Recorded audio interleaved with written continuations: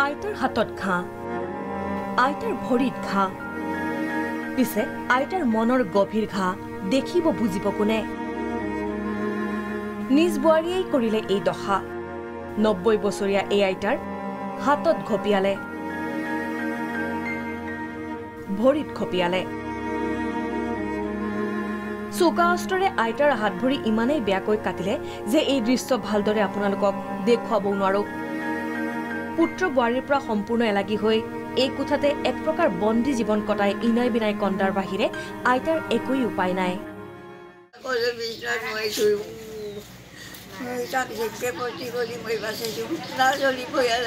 আপনার কোনি মাছিল? কোনি মাছে আপনার? তাই ভাই পহেদি স্বপ্নাই। স্বপ্না কোনি হয়? বাড়িয়ে হয়। লড়াই বাধা দিয়ে নাই? লড়া নাই না দোকানত থাকে। তারপরে এখন কয় তিনি দুখিও সিয়া কমালে বাবা মই আসার কথা কৈছো মই মিছা কথা নকওঁ। এই ঘটনা বাক্সা জিলাৰ মুছলপুৰৰ বাগানপাৰাৰ।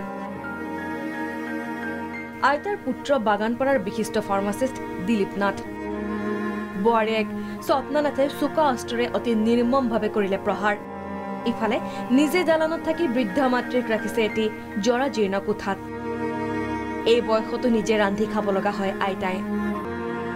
এসাঁজ খাই এসাঁজ লঘোণে থকা আইতাক লৈ পুত্ৰ বোৱাৰীৰ কোনো ভ্ৰক্ষেপ নাই।